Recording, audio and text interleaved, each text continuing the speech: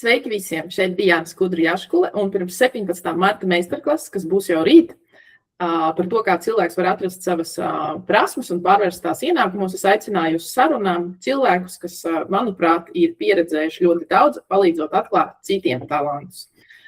Es esmu novērojis, ka ļoti daudz profesionāļu domā, ka viņiem nav īpaši talanti, bet savukārt šie cilvēki, kas strādā ar dažādiem talantīgiem cilvēkiem, ja tā varētu teikt, redz pavisam savādāku bildi. Tāpēc šodien ciemos uz sarunu ir Egīls Boitmans, arī mans biedrs, lai parunātu par to, kā tad cilvēks var saprast savas stiprās puses, atrast savu potenciālu un kā to pielietot. Mēs mēģināsim šajā sarunā aptvert 3 blokus. Pirmām kārtām, kāpēc mēs paši neredzam savus talantus un prasmes. Otrām kārtām, vai ir kādas praktiskas metodas, kuras var pielietot, lai tos atklātu, identificētu, ieraudzītu jaunā gaismā. Un trešais, kā to visu var pārvērst arī finansiālos labumos, ja kā to visu var nopelnīt. Un pirms es dodu vārdu Egīlam, es gribēju nolasīt, kā Egīlu raksturo mākslīgais intelekts. Tātad Egīls Boitmans ir uzņēmējs, digitālā mārketinga eksperts un mentors ar vairāk nekā 20 gadu pieredzi uzņēmumu attīstībā. Viņš ir izveidojis digitālā mārketinga aģentūru Infinitum 8 un šobrīd strādā ar uzņēmējiem un komandām, palīdzot attīstīt sistemātisku domāšanu, biznesa struktūras un cilvēku potenciālu. Un es zinu, ka Egīls ir arī ļoti liels mākslīgā intelekta entuziasts un integrētājs, tāpēc Egīla. Sveiks, vai tā ir taisnība? Sveika! Prieks ar tevi parunāties arī šajā ierakstā. Noteikti jau, kad ir, kā saka, ja tas ir internetā, tad tā ir taisnība. Vai ir kaut kas, kā tu varētu papildināt šo raksturojumu, ko es piemirsu? Es kopsavilkumā tā arī varētu teikt to, kad man ir tāds uzņēmēja gars iekšā. Nekad es neesmu bijis radījis, lai būtu ilgtermiņa darbinieks.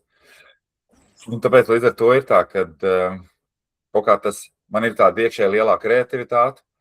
Nekļuvu par mākslinieku, nekļuvu par mūziķi, nekad tas tā nav interesējis, bet tā kreativitāte ir izpaudusies mārketingā un uzņēmējdarbībā. Jā, pēdējā laikā tas kopsavilkums ir caur uzņēmējdarbību, caur mārketingu, caur mākslīgo intelektu. Tā kā es neko daudz vairāk klāt nepielikt. Es tā arī teikšu, kā mākslīgais intelekts teica. Uzņēmējs, aģentūra, digitālais mārketings un pēdējie pāris gadi ļoti detalizēti ar mākslīgo intelektu. Tātad mūsu mākslīgā intelekta rīki jau sāk strādāt diezgan precīzi.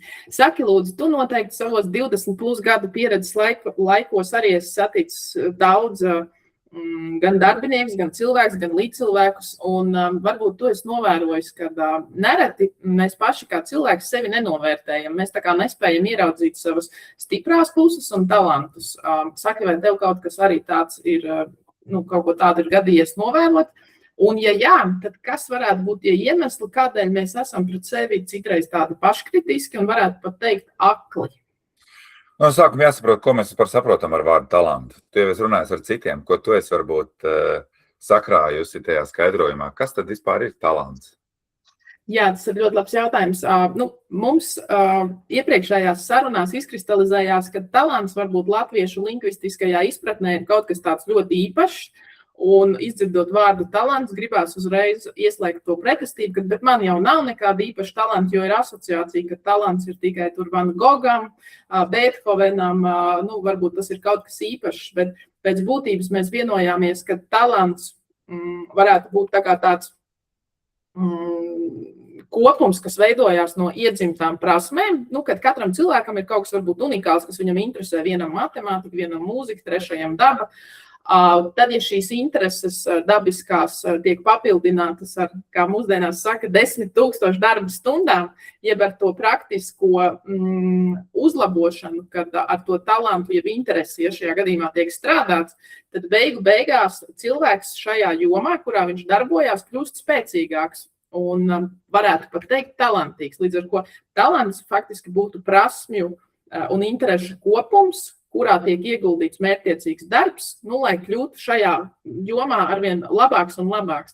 Man šķiet labs piemērs ir arī maestro Raimonds Pals, jo, cik vismaz lasīts no intervijām, tā interese varbūt sākumā bija, bet praktiski tika ieguldīts ļoti daudz laiks, lai šo te piano talantu attīstītu. Un tagad nevienam nav šaubas par to, ka maestro ir ļoti talantīgs. Kad ir šis talants. Kā tev šķiet? Redz, tā ir tā lieta ar to valodu. Tad, kad tu sāc skatīties to valodas nozīmi, tu beigās saproti to, ka dažādi cilvēki dažādi tos vārdus uzsver savādāk. Es tā pavisam elementāri priekš sevis, es redzu, ka tas talants ir tas, kas tev dabīgi padodās.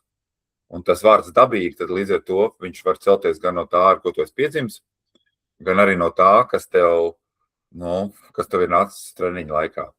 Vai mācoties, vai ejot cauri, kā tu teici, tām 10,000 stundām.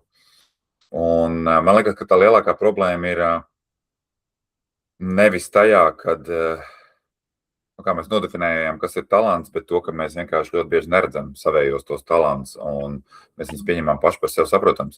Bet man jautājums tev vēl tāds, vai tu esi skatījusies cauri, sevišķi ar tiem cilvēkiem, ar kuriem tu strādā, tev ir tāds novērojums, kad viņiem tiešām ir tā problēma ar to savu talantu atrašanu, ka tas ir ka tā ir tā sāpe, ka cilvēki neredz to savējos labās lietas un līdz ar to rodās kaut kādas negācijas?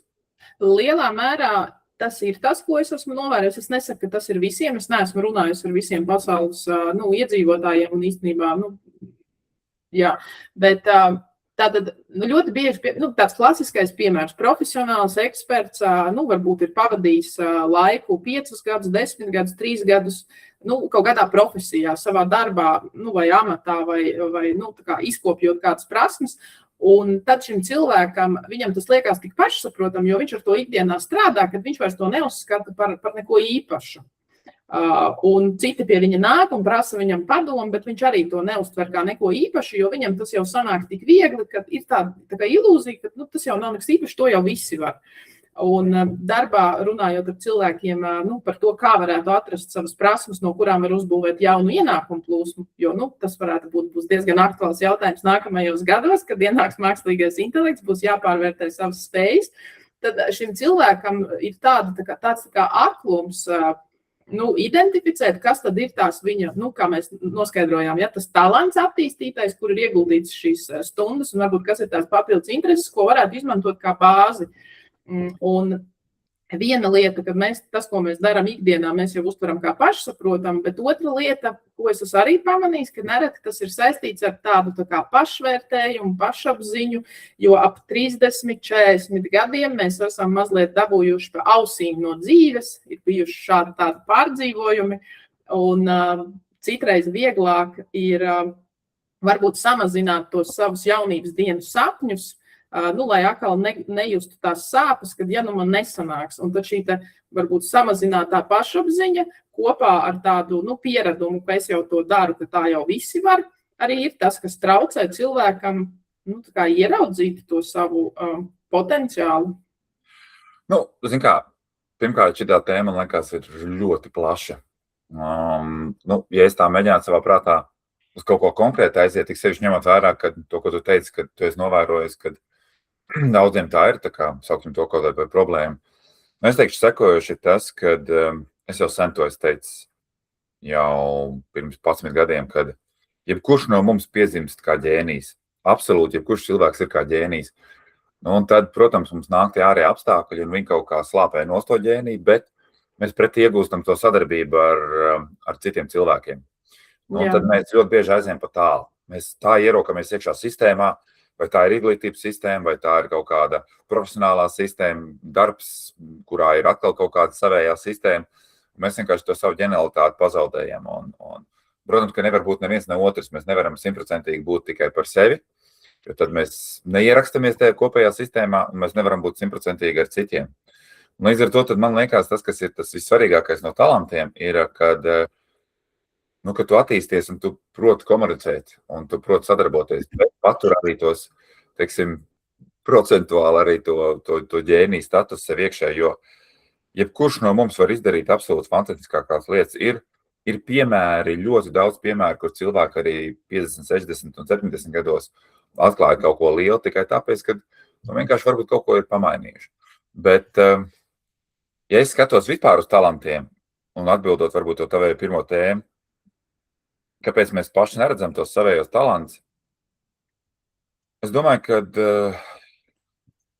mēs būvējam savējo iekšējo operētāju sistēmu, un tajā operētāju sistēmā ir, tam iekšējiem es ir svarīga tā stabilitāte, un tā stabilitāte ir, un tos savus talants nest uz āru, tas ir Nedroši. Nedroši ir viena lieta, bet tas ir izaicinoši. Iedomājies par to, kad tu tagad kaut vai tā paša tā mūzika, ja tu paskaties, ja tev patīk un sanāk, tev ir jātrenējās, tu trenējies, tev jāuzstājās ir. Un katra uzstāšanās kaut kas var noiet greizi ir, un tā ir par jebkuriem talantiem. Bet es domāju, manējā tā pieredze ir, kad, tā kā tu arī minēji, tas zemais pašvērtējums, tā ir tā formula, kas tev iekšēji ir, un tad jau tu pirmkārt sev mēģinās iestāstīt, un tad tu mēģinās iztaisīt tās izvēles, lai tikai nenonāktu uz tā, ka tu pārbaudītu to zemo to pašvērtējumu.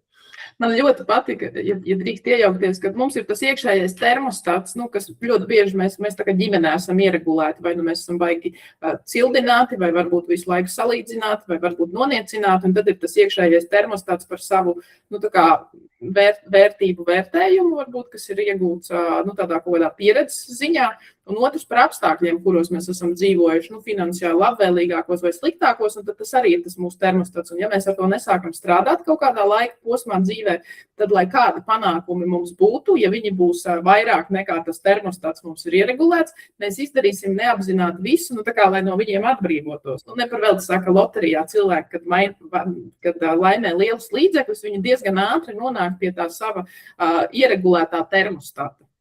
Un tad mums ir gan tā pašapziņa, gan tas termostats mērķtiecīgi, tā kā jāpieskata, tā varbūt varētu pareizāk teikt. Ok, man liekas, ka šitas ir tas, kur var runāt un runāt, tā ir tāda milzīga filozofija, jo tā ir personiskajā izaugsmē, tur tas iekšējais, tā pašapziņa un tas talants, tas ir, tas tur paslēpies, bet man uzreiz nāk prātā racionālas lietas. Pirmā racionālā lieta, ja mēs paskatāmies, tad ir apstākļi. Apstākļi, kas palīdz izaugt talantam. Un man uzreiz nāk prātā viens no tādiem vienradžiem latviešiem pirmajiem ir tāds Steinhauers. Un viņam ir pēc tiem pierakstiem, viņš tiešām bija stāvs bagāts. Un uz kā viņš nopelnīja, es neatceros precīzi, kad viņš dzīvoja 17. vai 18. gadsimtā, bet viņš tiešām bija stāvs bagāts priekš latviešu. Un viņam pat bija, tajā laikā Rīgas iedzīvotāji varēja būt tikai tie augstmaņi, kas no Vācijas nāca. Un tādam latvietim bija kategoriski aizliegts vispār būt par tādu sabiedrības daļu. Bet viņš bija tiešām turīgs, un uz ko viņš bija turīgs, jo viņš ļoti labi pārzināja, kādā veidā kokus priekš kuģiem mežā dabūt. Un tajā laikā sākās tieši visi tie braucieni uz Ameriku. Un bija ļoti augsts pieprasīts, tā kā kuģa masti un kuģa materiāli. Un viņš vienkārši bija pareizajā vietā, pareizajā laikā, tad, kad pasaulē bija ļoti liels pieprasījums pēc tām lietām. Un savā ziņā ne jau viņš aizgāja un atrada, kā savu talantu izmantot, bet vienkārši tie apstākļi viņam piespēlēja. Un man liekas, ka ļoti bieži dzīvē tā notiekās, kad pēkšņi tavs talants ir ļoti noderīgs. Ko es ar to gribu teikt par to, ka man liekas, ka tā pirmā lieta ir super svarīga, lai cilvēki turētu acis vaļā un skatīties, kas apkārt notiekās. Jebkurā brīdī tev var atnākt un pēkšņi kaut kas to, ko tu esi darījis, varbūt 10, 20 gadus, pēkšņi tas ir vajadzīgs. Vēl viens labs piemērs ir, man ļoti patīk tas tā baigā niša, bet atnāca Covid un viena no uzņēmumiem, kur nopelnīja vienkārši simtiem miljonus, ja neskaita tehnoloģiskos uzņēmumus, bija gumijas cimdu ražotāji. Viņiem, savā ziņā, kas tur par talantu, bet viņiem tie uzņēmumi dažu mēnešu laikā vērtība pieaug pieckāršīgi. Un tikai tāpēc, ka pamainījās apstākļi. Tā pirmā doma, kur man tas veda, ir, kad ir ļoti jātur vaļā acis, kurā vietā ir tie apstākļi. Problēmas, varbūt, kurā vietā ir problēmas, ko var risināt. Man gribās mazliet arī tā kā papildināt šajā sarunā, kad Īstenībā sarunā ar Olgu arī tas pats identificējās, ka mums ir, jo labākā kontaktā mēs esam ar sevīm, jo mēs vairāk īstenībā, ja mēs skatāmies apkārt, mēs varam ieraudzīt šīs iespējas, un jo mainīgāk ir apstākļi, un šobrīd mēs dzīvojam ārkārtīgi mainīgos apstākļos, jo tas pats intelekts diezgan daudz lietas maina un maina ātri, tad, ja es esmu atvērts, tad šīs te iespējas es varu sajust. Jā. Es par to sajūtu, es vēl atgriezīšos, bet ja pirmā lieta ir apstākļi, kas man tagad liekas, kas talantiem palīdz izpausties, otrā lieta viennozīmīgi ir pārdošana. Ir pārdošanas spējas. Ir jāmāk cilvēkam pārdot savas spējas. Ja mēs skatāmies, ka cilvēks ir arī savā darba vietā, ļoti bieži cilvēks, piemēram, grāmatās par līderismu tiek ļoti augstu vērtēts arī neformālais līderis. Un uzņēmumā ļoti bieži ir kāds cilvēks, kurš 10, 20 gadu strādā, viņš galīgi nav vadošajā amatā, bet viņš ir tas, kurš organizē iekšējos pasākumus, kurš atcerās jubilejas, kurš izpalīdz viens otram. Un tas cilvēks, kā neformālais līderis, viņš ir super augstā vērtībā. Jautājums ir, vai viņa talantus novērtē vadība. Bet tajā brīdī, tad, kad iet runāt par atalgojumu, tajā brīdī, kad iet runāt par novērtējumu, šajā, piemēram, tad cilvēkam, viņam skatās uz viņu tiešiem pienākumiem. Un tajā brīdī, tad, kad tu varbūt neapzinies to savējo vērtību un tev tā pārdošana nav attīstīta, tu nepārdod šīs lietas. Un tu vienkārši turpini darīt dubultā tikai tāpēc, ka tas tev dabīgi nāk. Bet ja tu apzinies, ka tas nes milzīgi pievienoto vērtību, tad pirmā lieta, kas tev ir jādara, tev tas ir jāpārdod arī tev savai vadībai, jo vadība jau arī mainās bieži. Un tev ir viņiem vienkārši jānorāda, ka es daru papildus šitās lietas, tādas lietas, vēl kaut kādas lietas, lai tev novērtētu vēl vairāk. Līdz ar to tur daudz piemēru varētu būt, bet es uzskatu, ka jebkuram cilvēkam ir jābūt pārdevējam. Pārdevējam, lai pārdod sevi esošajā amatā, pārdodot tad, kad viņš iet uz jauno darbvietu. Un tas man liekas ir ļoti svarīgi, jo, ja mēs paskatāmies dzīvē, ir daudz tādu cilvēku, kuriem varbūt tas konkrētais talants ir zemāks, bet viņi ir daudz labāk tajā pārdošanā. Un tā pārdošana atkal, tas ir tiešā veidā saistīts ar pārliecību. Un ar pašapziņu, to pašapziņu man iekšējo arī. Arī pašapziņu iekšējo, bet ļoti bieži tā pārdošanas spēja ir sareizina to pašapziņu. Un ļoti daudz cilvēku tādu, kur ir tādi augstprātīgi, viņi sasniedz vairāk tikai tāpēc, ka viņi vienkārši ir labāk pārdevēji. Un tā pašapziņa tur iespējams ir ļoti zem, bet viņi iet un to stāst. Un es gribu vienkārši to uzsvērt, ka cilvēkiem ir jāsaprot, ka es ieteiktu mācītos pārdošanu, vienalga kādā kontekstā, jo tā tikai cilvēks saka, ko tad es nevienam nepārdošu. Tu katru dienu sev pārdod savā darbvietā, tu katru dienu pārdod saviem draugiem, savai ģimenei, tu pārdod sevi kā vērtību. Tieši tā, un jautājums, vai tajā brīdī, kad es jebkurā gadījumā sūtot CV vai visās darba sarunās un sapulcēs pārdot vai nu sevi, vai nu kaut kādu to savu risinājumu. Un jautājums, vai tā cena, par ko es pārdodu, tātad darba devējam, vai tā man apmierina? Arī, protams, tas ir.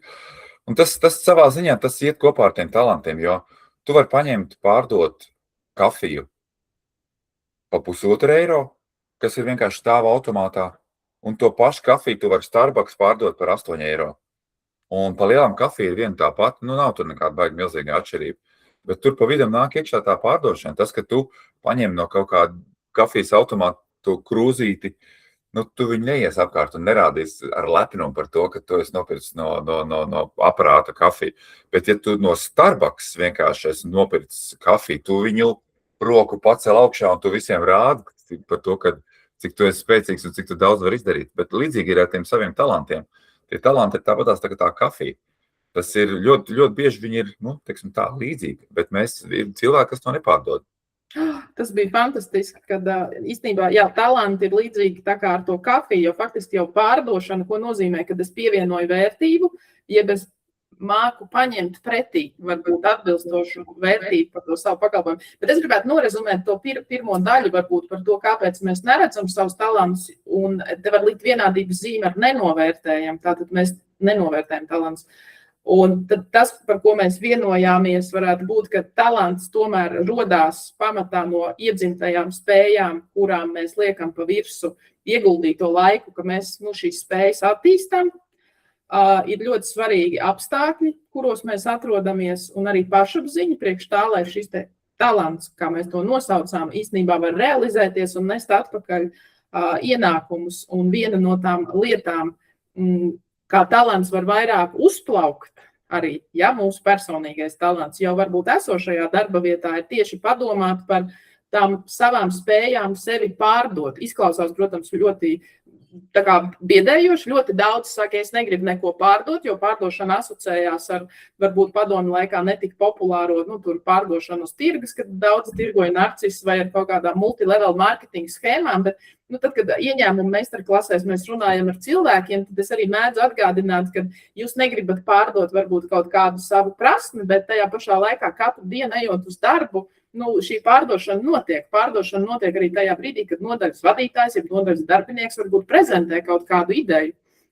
Un pārdošana notiek arī tajā brīdī, tikai bez maksas. Varbūt, savu spēku atdošana notiek bez maksas tajā brīdī, kad es strādāju nevis tās 8 stundas, bet varbūt 12 stundas un 24, 7 un pa nakti es vēl mostos augšā un domāju par to darbu. Lūk, tāds varbūt būtu tas rezumējums. Es pielikšu klāt to, ko tu arī iepriekš iesāki par to varbūt to iekšējo, jo es sasumēju tā, ka atbildes jautājumu, kāpēc mēs neredzam savus talantus, tāpēc, kad mēs esam pārāk tuvu sev. Un bija pat viens šitāds pētījums uztaisīts, kur atnāca cilvēks, un viņam bija jānolasa no papīra un kaut kāda rindkopa. Un zālē sēdēja kā 20 cilvēki, un tiem 20 cilvēkiem vienkārši no tās rindkopas bija jānoraksturo tas cilvēks. Un tie 20 cilvēki noraksturoja to cilvēku, kurš no lapiņas norakstīja tikai to vienu paragrāfu, precīzāk nekā varbūt tuvākie draugi un tas cilvēks pats sevi. Tikai tāpēc, kad mēs esam pārāk tuvu, mēs redzam visu, un patiesībā arī ir vēl viens tāds piemērs, ko ļoti daudz prezentācijās saka, uzliek uz tāfeles 10 vienādojums. Tur 2 plus 5 ir 7, 7 plus 2 ir 8, kas ir nepareizi, un tad cilvēkiem prasa, ko tu redz uz tās tāfeles.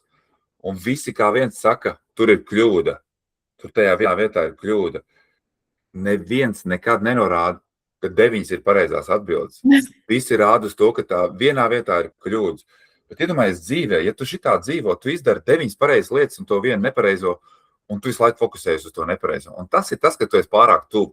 Tu esi pārāk tuvu un tu skaties, un tāpēc es to tā savilku kopā par to, ka ir cilvēki, kuri peld pa dzīvi, un viņi neapzinās tos savus talantus, bet viņiem ir paveicies ar to ārējiem apstākļiem, viņiem ir paveicies arī ar to varbūt to kaut kādu, es zinu tāds cilvēks, kuri pat taisno no augstskolas ir teica, viņas ir iecēlis iekšā vienā lielā Latvijas uzņēmumā, un viņi pēdējos 20 gadus strādā un kāp pa karjeras kāpnēm.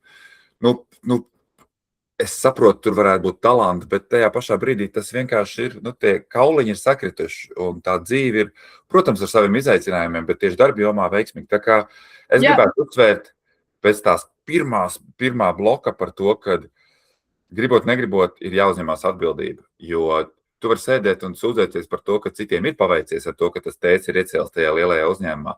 Tu vari sēdēt un arī negatīvi domāt par to, ka citiem ir paveicies tajā industrijā, kaut kas ir noticies un viņa tie talanti ir nepieciešami. Bet cilvēkam ir jāuzņemās pašam savējā atbildība, jāuzņemās atbildība par to, ka tā vienkārši dabā notiekās. Kaut kam paveicās, koks arī. Viens iesējās labā augsnē, labā vietā, otrs pilnīgi citur. Tas nenozīmē, ka tagad tas viens koks var teikt, kā man neiet, vai ne, tagad es iešu, sūdzēšos vai vēl kaut ko. Nē, tu dari maksimāli. Tā kā es tā savilku kopā tos. Jā, īstenībā tas pārklājās arī ar pirmajām 2 sarunām, kur abās mēs nonācām pie tā, ka ir arī tas unikālais veiksmes faktors, kad kādam var paveikties vairāk, un citiem varbūt netik ļoti. Un otrs arī par to atbildību, kad viss jau kaut kādas izmaiņas var sākties tajā brīdī, kad es uzņemos atbildību, kad es varbūt arī sev pasaku skaidru un gaišu, īstenībā šobrīd es esmu tādā situācijā, kad es nejūtos novērtēts un neesmu novērtēts. Un tad no tā jau var sākt kaut ko darīt savādāk. Un tad mēs pārējām uz to otro bloku. Kā tad tos talantus varētu atklāt?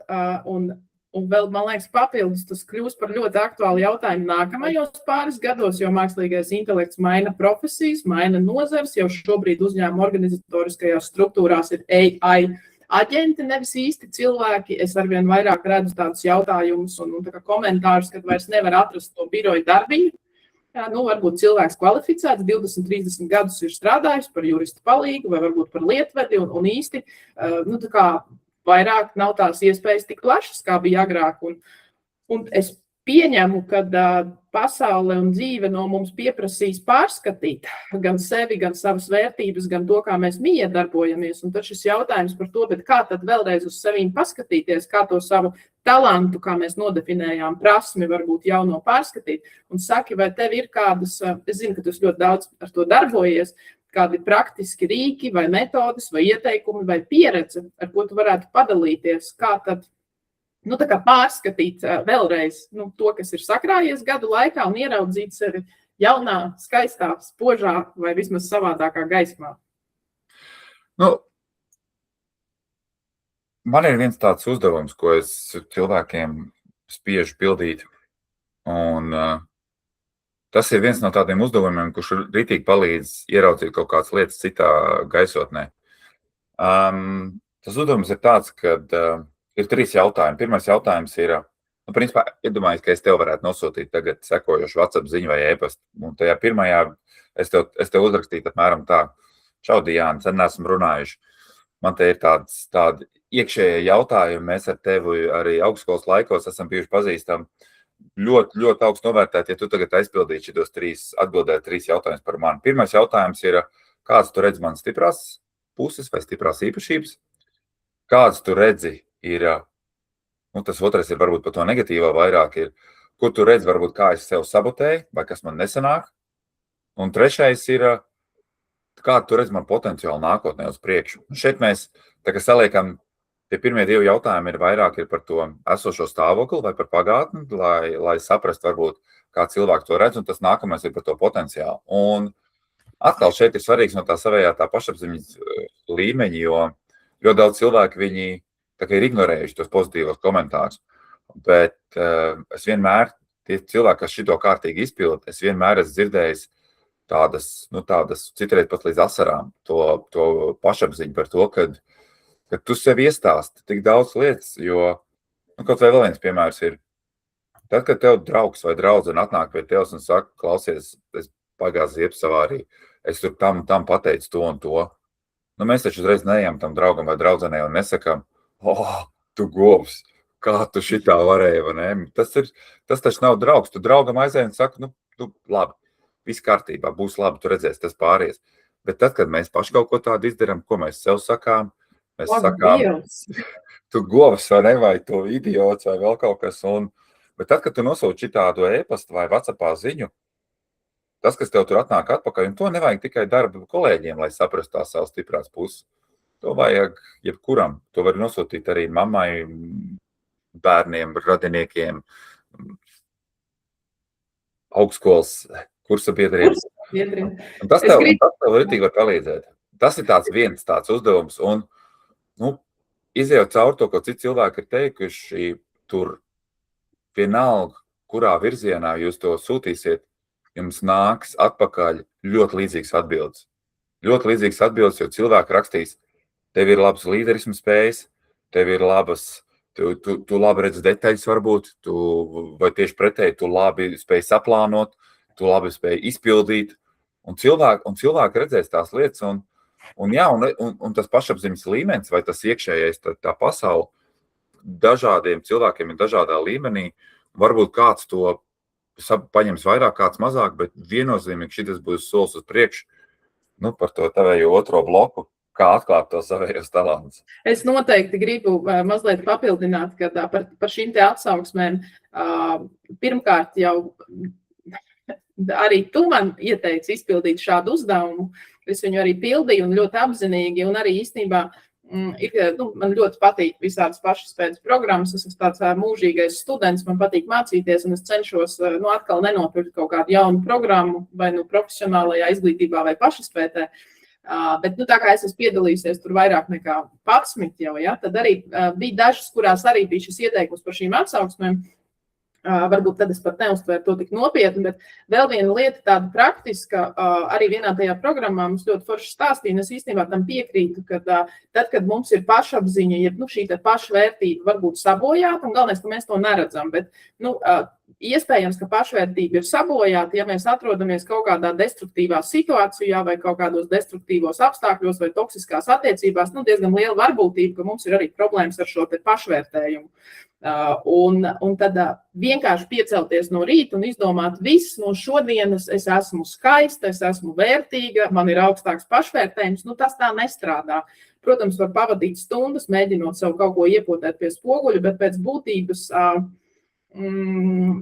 tas varbūt nav pats efektīvākais veids, un tad tas efektīvākais veids īstenībā ir tajā brīdī, kad mēs kādam palīdzam, ja kaut kādu lietu daram, ir tiešām ievākt šo te atsauksmi, ja kā tu teici, vienkārši apzināt sev tuvākos vai arī pat netuvākos cilvēkus paziņu lokā un lūgt šādu te ārējo referenci iesniegt. Un tajā brīdī, kad mēs sākam lasīt šīs ārējās references, tajā brīdī gan mūsu tas iekšējais pašvērtējums pamazām sāk atjaunoties.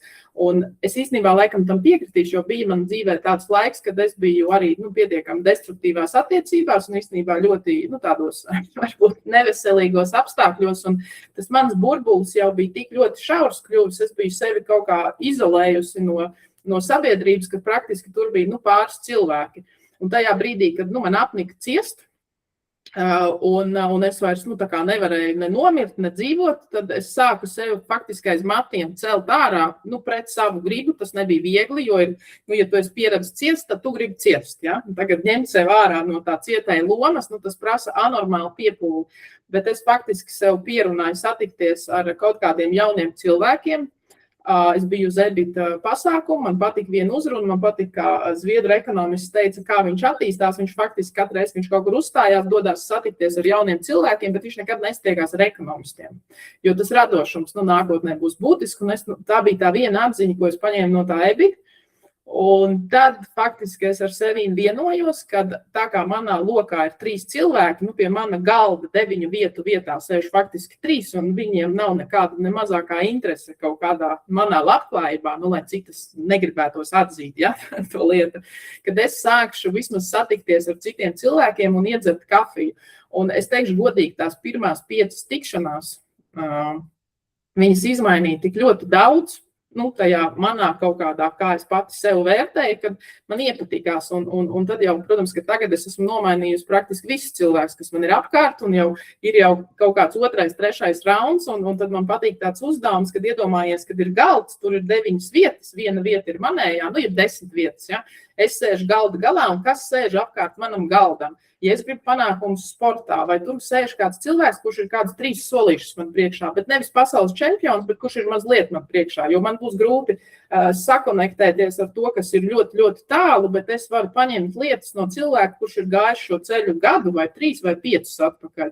Ja man ir kāda reliģiska pārliecība, varbūt man ir kāds vietējais līderis, ko es varu paņemt, ja es gribu uzlabot ieņēmumus vai kaut kādu jaunu ienākumu plūsmu taisīt, jo tā būs man tēma otrdien.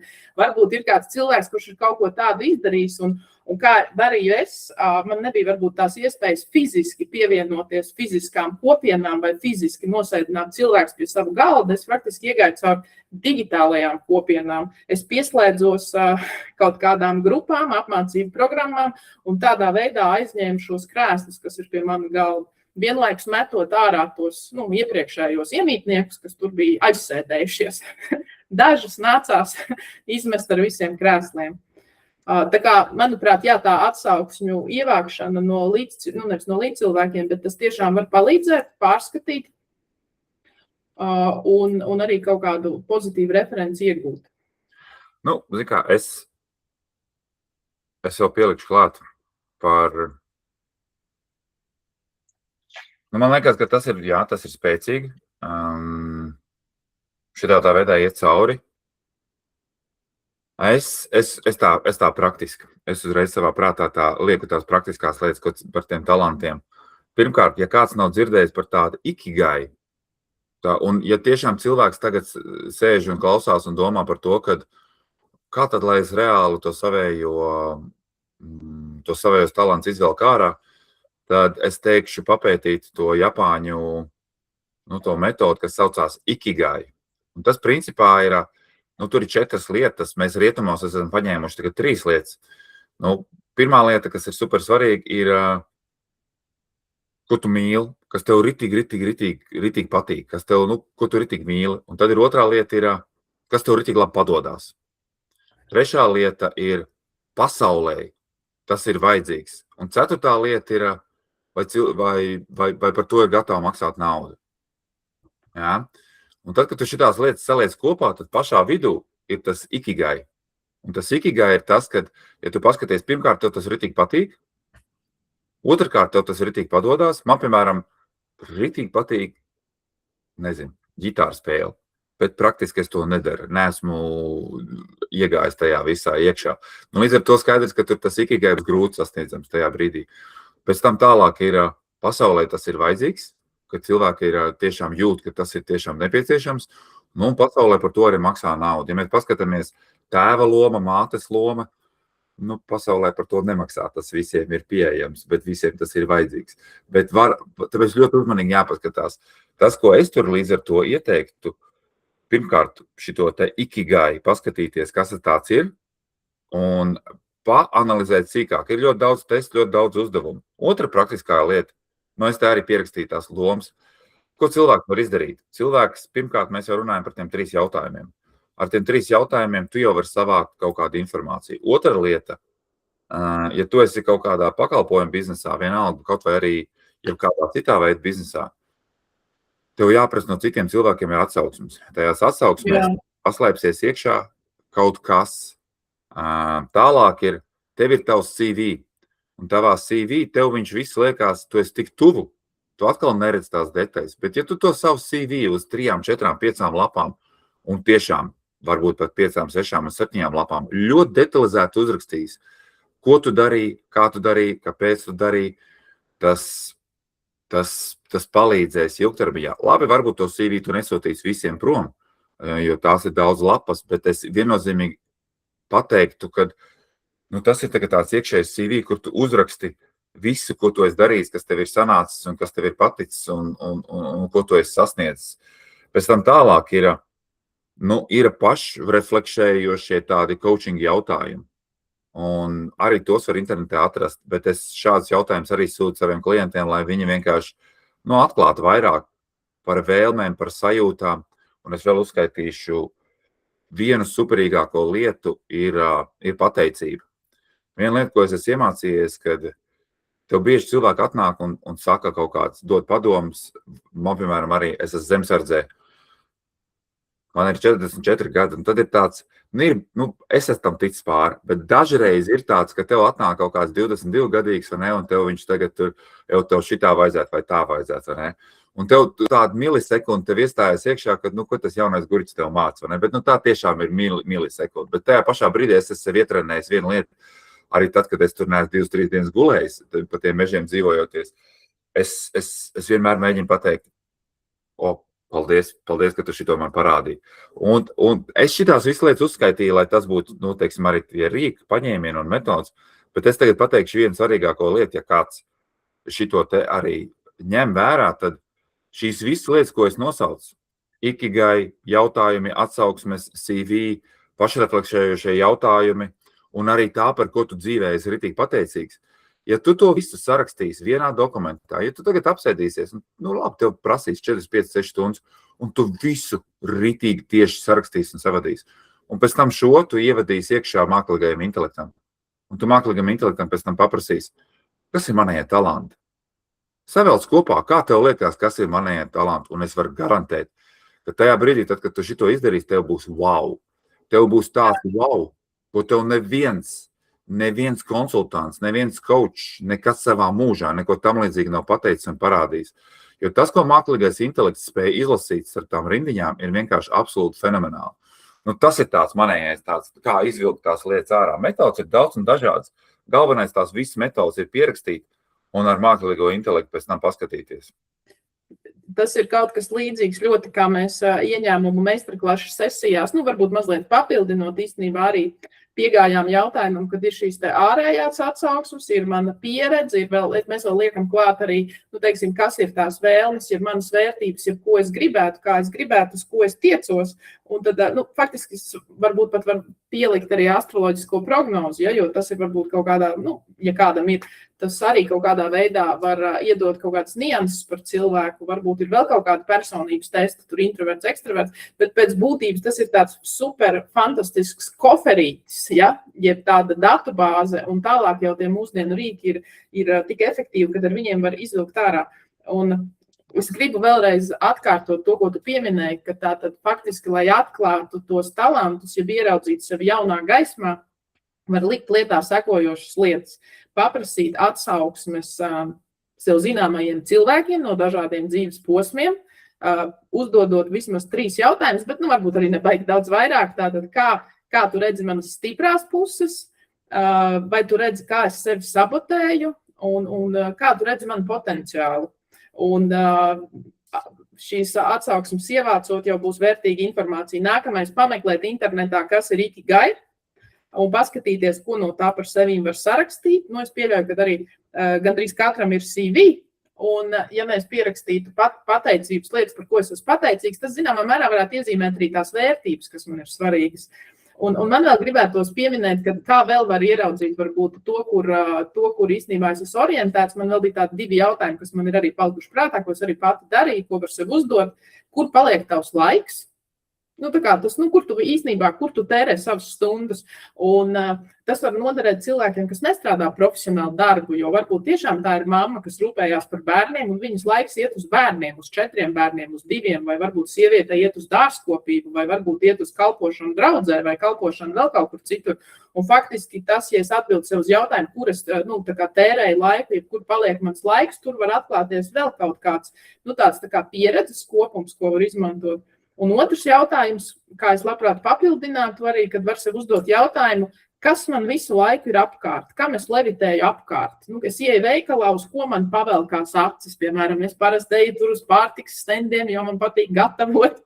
Vai, piemēram, man vienmēr apkārt ir kaut kāda mācību materiāla kurs, es visu laiku kaut ko mācos, kaut kādā universitātē, ja vēl kaut kur, un bērni man vienmēr ir apkārt. Un katram tas ir kaut kas cits, un tad mēs par to ikdienā nedomājam, jo mēs kā esam tajā flowā, kā saka angļu valodā, bet arī ar tādiem jautājumiem, var šo te koferīti papildināt, un tur jau varēs ļoti daudz ieraudzīt. Tieši tā. Un kā tev šķiet vēl pēdējais jautājums pie otrā bloka?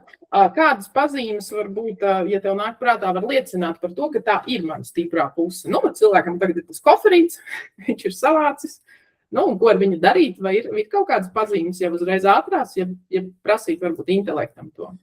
Man jau liekas, ka tas jau ir...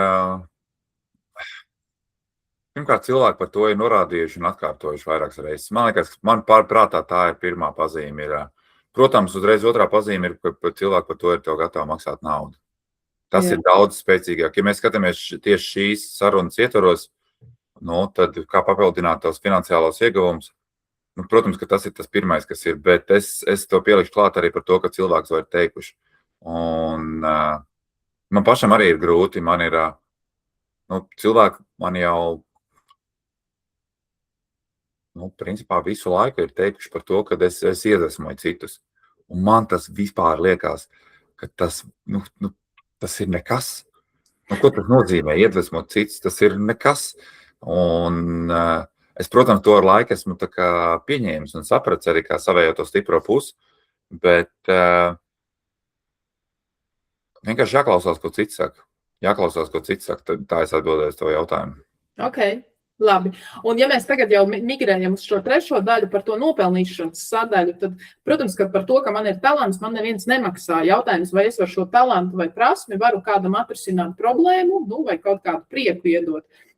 Saki, kā tev šķiet, vai ir tādi talanti, vai varētu kaut kādā veidā varbūt palīdzēt sev no tā koferīša izvilkt ārā, kas tad varētu būt tie monetizējamie vai no kuriem varētu būt ienākums. Un tad man patīk uz to skatīties, ka man ir tas koferis, un tad es sāku šķirot, kādā veidā es no tā kofera varu patiesībā izmantot savas prasmes, lai atrisinātu kādam citam, varbūt kādu sasāpējušu jautājumu vai problēmu, vai kaut ko izdarīt ātrāk, vai iedot shortcutu. Kā tev šķiet, vai var būt kaut kāda metodoloģija, metode, kā izšķirot pēc tam tos talantus, un varbūt? Es nezinu, man nāk piemēri galvā visādi. Pieņemsim, labi, man tagad ir talants. Kaut arī mēs varam paņemt jebko mūziku. Man ir talants ritīgi labi spēlēt ģitāru. Un es varu būt arī bombs, kurš vienkārši sēž pie savējās šņapudeles un spēlē to ģitāru. Tas, kad man ir talants un es apzinos to talantu, nenozīmē, ka man vēl būs rezultāts. Tāpatās iespējams, ka man ir tāds ļoti labs talants uz, to pašu Facebook reklāmām. Es māku menedžēt tās Facebook reklāmas. Bet cilvēki īsti par to nezina. Es īpaši par to nerunāju. Un vienkārši varbūt savējos kaut kādus kontus vai vienam vai divam klientiem kaut ko dara, bet tas neattīstās un neaug. Un līdz ar to es tomēr uzsvēršu par to, ka ir super svarīgi ir racionāli salikt kopā, kaut vai pēc tā paša ikigai, kā tad ir tie tavējie talanti, kā tu pēc tam ar to vari iegūt tās finansiālos līdzekļus. Un ja tā godīgi man pat liekas, ka ne jau problēma ir tajā, ka tu zini vai nezini savus talantus. Pārdošana, tajā spējā pārdot, spējā pateikt sabiedrībai, ka, hei, man patīk tas un tas, es nodarbojos ar to un kaut vai savos sociālajos kontos varbūt ielikt. Es palīdzu cilvēkiem, iegūt labāks atdeves no ieguldījumiem un monetizēt prasmes. Jo es īstenībā arī ļoti ilgi nebiju neko tādu rakstījusi. Un varbūt Facebookā ielikt un īstenībā varbūt pārtraukt kautrēties un tā kā būt drosmīgākiem par to, ko mēs darām. Jo tad, kad citi saprot, ko mēs darām, tad arī tas pirmais klients pats. Jā. Zikā, ja tu paprasīsi cilvēkam, kas tev ļoti patīk darīt, labi, viņš ir varbūt tāds cilvēks, kur galīgi pazuduši un pateikuši neko nezinu, negribu vairs dzīvot, vai ne? Ok, tā ir varbūt cita problēma. Bet es domāju, ka lielākā daļa viņi zina, kas viņiem patīk darīt. Gatavot ēst, rušināties dārzā, ceļot un sportot. Un it kā teorētiski tie cilvēki to savus talantus noteikti diezgan ātri varētu atrast. Problēma ir tajā pēc tam, kā to sašūt kopā ar tiem ieņēmumiem. Un tāpēc es teikšu, arī paskatīsimies kaut vai darbvietas. Es neatceros precīzi statistiku, bet, ja nemaldos, bija kaut kāds 60-70% no tām darbvietām aiziet paziņām, caur iekšējiem kontaktiem. Arī ar visu to, kad viņš tiek izsludināts publiski. Un cilvēki ļoti bieži arī saka, vai es nevaru atrast darbu. Un vienkārši sūta CV mēnešiem, citreiz pat gadiem ilgi. Jautājums, kāpēc tu nevari ieguldīt to laiku, lai veidot to kontaktu loku? Kāpēc tu neej uz kaut kādām tikšanām, labi, bezmaksas konferences, maksas konferences, Lija visu kaut ko organizē. Ej tur, skaties, runājies. Un man liekas, ka tas ir tas, ja man jāskatās, kas ir vajadzīgais, ir par to, ka tu vienkārši tu paplašini to savējo tīklu, tu mēģini, es tā ļoti plaši tagad vienkārši tā iedomājos, bet man tik un tā pirmais, kas man liekas, ir, ka, arī kaut vai to, ko es pašu pirmo nosaucu par to ģitāru spēlētāju, vai ne? Ja tev tas ļoti patīk, ej un skaties, kas ir apkārt, kur tie skili, paskaties, varbūt, ka tu kādam var nodarbības pasniegt, varbūt, ka tu vari kaut kādos tur pašdarbnieku pulciņos, korī, vēl kaut kur iestāties, kur tev apkārt līdzīgi domājušie, kur tev var pēc tam piespēlēt tās idejas. Tas man liekas, ka lielākā daļa cilvēki ir, man bail par to, kad arī klausoties šito sarunu, foršas talantus atklāju, vai ne tagad, bet labi, ko man tālāk. Man liekas, tas, ko man tālāk, tas būs tas grūtākais, jo cik daudz cilvēkiem talants ir, iet un meklēt. Un ja tā godīgi, tad es pazīstu daudz tāds cilvēks, kuriem ar to ir vienkārši paveicies. Viņiem ir labs kontaktu loks. Visbiežāk tas ir ar ģimeni saistīts vai arī ar kaut kādu draugu grupu. Un tas kontaktu loks vienkārši pats par sevi ir. Un viņi arī to nenovērtē, kas varbūt gluži nav talants, bet tas ir tas tavs aktīvs. Un tāpēc es teikšu, ka tas sociālais mūsdienās ir diezgan svarīgs, lai talanti arī pēc tam panest tālāk un arī monetizēt. Es laikam sliekšos piekrist, jo es gan teikšu, ka visiem nav skaidrs par saviem talantiem, jo mēs kaut kā varbūt pat par to neesam orientēti domāt, un īpaši orientēti domāt par to, kā vēl veidot kaut kādu diferencētu ienākumu struktūru, izņemot varbūt to vienu vai divas, kas mums ir. Bet tajā brīdī, kad es esmu noformulējis, šī varētu būt tā joma, kas varētu nest man papildus ienākums, man interesē, aizrauj vai padodās, tad praktiski es gribētu teikt, ka ir jāsāk iet ārā no savas viensētas, kā mēs latviešiem tas viensētas sajūta ir no tā sava varbūt arī dzīvokļa, kurā es esmu, un ir tā kā īstenībā jādalās ar to, kas es esmu, kas man interesē, ko es daru gan sociālajos kontos. Ir tā kā tas pasākumu varbūt iespēja tos apmeklēt, ir daudz bezmaksas pasākumu, arī ir jāizmanto, var piedalīties dažādās grupās, ir dažādas interešu grupas, nezinu, tur es skatījos, ka Facebookā ir meistarklašu grupa, ir kaut kāda nekustamo īpašumu uzņēmuma grupas, un tātad meklēt kopienas, kurās es varu pievienoties un līdzdarboties. Un tas īstenībā ir grūtākais tāpēc, ka man ir jāpārvar savas bailes, tas ir ārpus komforta, tas nav droši, un es varu kā indivīds, mani var nemīlēt. Ja ir tās bailes, ka es varu saņemt kaut kādu kritiku, un ir tas, ka mums gribās tā kā pozitīvu atzinību saņemt, bet vēl trakāk ir, ka mums ir bail no negatīvas atzinības. Es zinu, jo es tam esmu gājis cauri. Un tad atcerēties to, ka tad, kad tu ies uz priekšu, protams, ka būs kritiķi, bet fokusēties uz tiem cilvēkiem, kuriem es varu palīdzēt. Un par to pārdošanu man arī ļoti patika, ko man savā laikā stāstīja, un es uz to paņēmusi, ka uz to pārdošanu vajadzētu pastīties varbūt savādāk, ka nevis, ka es mēģinu kādam kaut ko pārdot, ka tas ir kaut kas slikts, bet īstenībā, ja es varu palīdzēt kādam atrisināt problēmu, padarīt dzīvi vieglāku vai sasniegt kaut kādu rezultātu, tad jau es pēc būtības nevis pārdodu, bet es palīdzu. Un Latvijā diezgan daudziem tomēr cilvēkiem, sievietēm īpaši ir tā vēlme palīdzēt, un ja es šo te pārdošanas vārdu iemainu pret palīdzēšanas vārdu, tad arī tikt šai barjerai pāri ir vieglāk un ceļot šo pašvērtējumu un atzīstot, ka tas ir normāli par savu palīdzību saņemt arī atlīdzību. Tas ir tas veids, kā tiešām no tiem talantiem arī nonākt līdz pirmajiem ienākumiem. Tāds varbūt būtu tas rezumējums. Es pielikšu klāt par to, kad vēl viena lieta ir, kad nevajag pārdot savus talantus, jo cilvēki negrib pirkt tavus talantus. Cilvēki grib rezultātu, ko tu ar tiem talantiem var sasniegt. Jā. Un tāpēc, piemēram, arī, kad es, piemēram, saku, es nezinu, es tur grāmatvedību, es māku grāmatvedību taisīt, vai ne?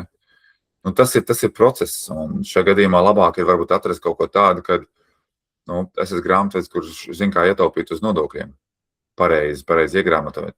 Vai es esmu grāmatvedis, kurš zina, kādā veidā sakārtot visu tā, lai būtu pēc iespējas mazākas problēmas ar valstīm dienas. Vai es esmu grāmatvedis, kurš grāmatvedībā pieliek klāt finanšu plānošanu un naudas plūsums, tur projekcijas un tam līdzīgas lietas, kas var iedot atkal labākus kaut kādus, tur atkal, nezinu, finansiālos labumus.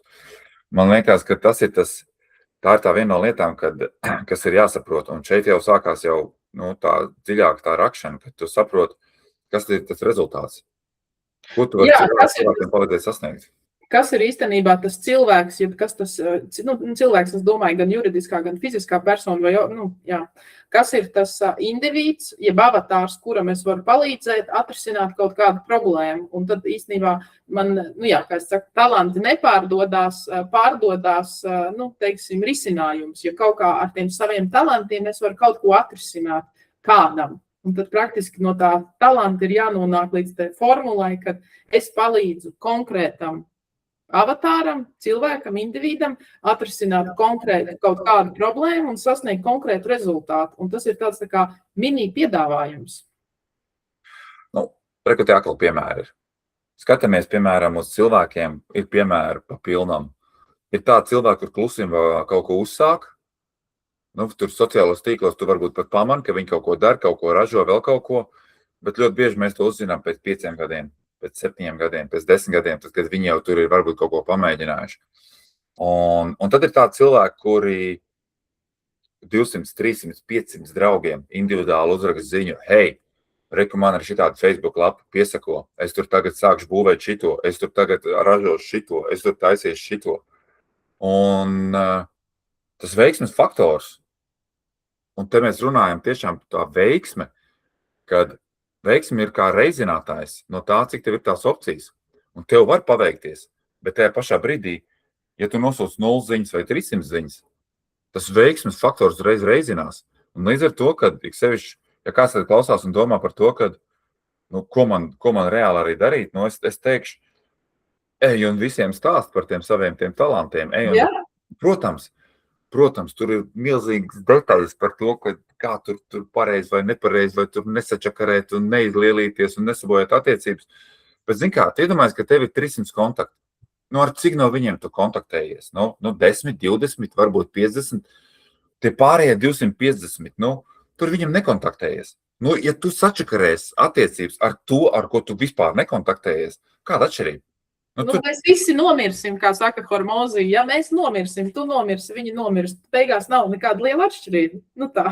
Tieši tā, un tāpēc šajā gadījumā es vēlreiz teikšu par to, kad tev ir jāpārdod tas rezultāts, un tev ir jāiet ārā un jārunājas ar cilvēkiem. Es ļoti bieži cilvēki, kuri tagad trenējās pārdošanā, es viņiem saku, uzvan mammai. Es saku, izstāsti viņai, ko tu dari. Un mēģini viņai pārdot, nevis tāpēc, lai viņai tiešām pārdot, bet lai tu trenētos to darīt. Un sliktākajā gadījumā tā mamma varbūt kaut ko vairāk sapratīs, ko tu vispār mēģini izdarīt. Un šajā gadījumā un tev būs treniņš. Treniņš ar cilvēku, ar kuru tev vismaz nevajadzētu kautrēties par to, ka tu arī varbūt kaut ko nesaproti un nevar izdarīt. Un pēc tam ej pie nākamā. Un tā kā es domāju to par tiem talantiem, tā kā es to redzu, ir cilvēkiem super svarīgi vienkārši iet un runāties un sākt pārdot tās savējās lietas. Tā ir noteikti vēl garāka saruna, kā tieši to iepīt iekšā pārdošanas zonā piedāvājumā un vēl juridiskais forma par pašnodarbinātu vai vēl kaut ko. Jā. Ko laiks skrien nemanot, bet man šķiet, ka šī bija ļoti interesanta saruna. Mēs izgājām cauri visām 3 sadaļām, gan par to, varbūt, kāpēc mēs neredzam šos talantus, ka to var ietekmēt apstākļi un ka mums īstenībā trūkst pārdošanas, tādas prasmes, mēs baidāmies no tā vārda pārdošana. Mēs izgājām cauri praktiskajiem ieteikumiem, kad savus talantus var apzināt no ārējām atsauksmēm, var pamēģināt uztaisīt ikigai testu, var paskatīties uz savu CV, var paskatīties, uz ko es esmu pateicīgs, un apkopot to visu un iedot mākslīgajam intelektam, palūgt, pajautāt, kas te sanāk, ko tu redzi, kas varētu būt manas stiprās puses. Un gala rezultātā noformulējot šo talantu jau uz kaut kādu praktisku risinājumu, kā es kādam varu atrisināt problēmu, ir īstenībā jākāp ārā no komforta zonas, ir jāiet ārā no savas tās viensētas, tā kā latviešu terminoloģijā saka, un pirmkārt ir jāsakārto savu sociālajie konti varbūt, ir jāpārtrauc kautrēties un jāsāk arī stāstīt saviem Friends Pulse Family, kā saka, tuvākajiem locekļiem, ar ko es nodarbojos, un ir tā kā jāiet ārā un jādalās. Tā. Jā, to, ko es teiktu tā, ja tagad cilvēks domā, man nav nekādi īpašie talanti, es viņam teiktu, tev taisnība. Tev taisnība, jo taisnība ir tajā, ko tu saki un ko tu domā. Un ja tu vienkārši vienu elementāru lietu nomainīsi, ja tu sāksi sev teikt, es esmu īpašs, es esmu 1 no 8 miljardiem, es esmu unikāls, man ir savējie talanti, un es atradīšu to, kā ar tiem saviem talantiem atrast to finansiālo brīvību, to finansiālo labumu. Un arī tad tev ir taisnība. Un šajā gadījumā tas ir pats svarīgākais, sev pierakstīt tās lietas un turpināt atkārtot par to, ka tev ir tie talanti.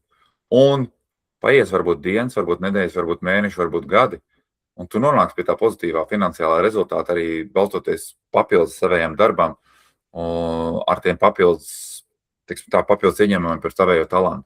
Bet viss sākās no tā, ka tu sev iestāsti, ka tev ir tie talanti. Tā kā tas mans novēlējums iziet cauri savējiem. beigās pārformulēt to savu ikdienas uzstādījumu, kā, ja es neredzu talants, kā es varu atrast savus talants un kā es varu atrast veids, kā ar tiem nopelnīt. Tātad mainīt fokusu, kā saka. Jā. Nevis, tā.